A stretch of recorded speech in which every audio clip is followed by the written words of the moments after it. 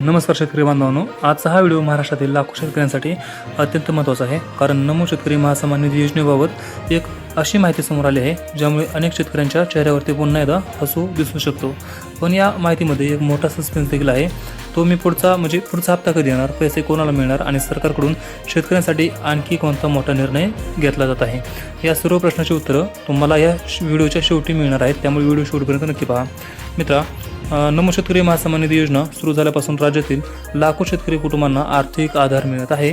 PM किसानचे 6,000 रुपये, नमो शेतकरी योजनेचे 6,000 रुपये असे मिळून वर्षाला 12,000 रुपयांचा लाभ शेतकऱ्यांना मिळत आहे. यामुळे शेतीसाठी लागणारा खर्च, बियाणे, खते आणि इतर आवश्यक गरजा पूर्ण करण्यास मदत होत आहे. दरम्यान काही महिन्यापूर्वी 8वा हप्ता वितरित करण्यात आला आणि लाखो शेतकऱ्यांच्या खात्यामध्ये निधी जमा झाला.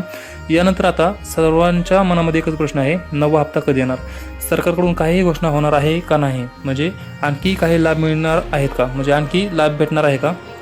आणि इथूनच सुरू होतो आजच्या व्हिडिओचा सस्पेन्स. कारण सध्या अनेक शेतकरी बँक खाते तपासत आहेत, काही जण CSC सेंटरवरती चौकशी करत आहेत, तर काही जण सोशल मीडियावर वेगवेगळ्या तारखा सांगत आहेत. पण खरं सत्य काय आहे?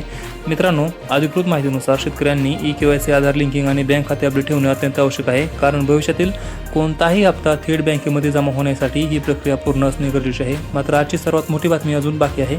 कारण राज्य सरकारने शेतकऱ्यांसाठी आर्थिक माहिती संदर्भात अनेक महत्त्वाच्या योजना आणि निर्णयांवरती काम सुरू ठेवले आहे.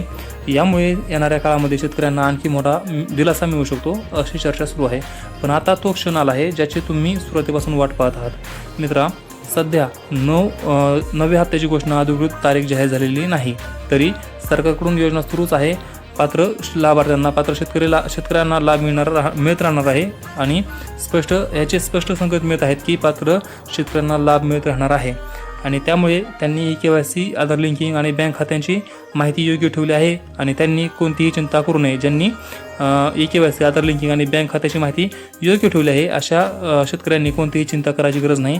याशिवाय शेतकऱ्यांसाठी विविध आर्थिक मदतीच्या निर्णयांमुळे पुढील काळामध्ये आणखी सकारात्मक बातम्या मिळण्याची शक्यता आहे. म्हणून अफवांवरती विश्वास ठेवू नका. अधिकृत माहितीची वाट पहा आणि तुमचे कागदपत्रे व्यवस्थित ठेवा. तुम्हाला नमो शेतकरी योजनेचा लाभ मिळत असेल तर कमेंटमध्ये जय किसान लिहा आणि व्हिडिओ आवडला असेल तर लाईक करा, शेअर करा आणि शेतकरी बांधवांपर्यंत ही माहिती पोहोचवा. धन्यवाद. जय हिंद, जय महाराष्ट्र, जय जवान, जय किसान.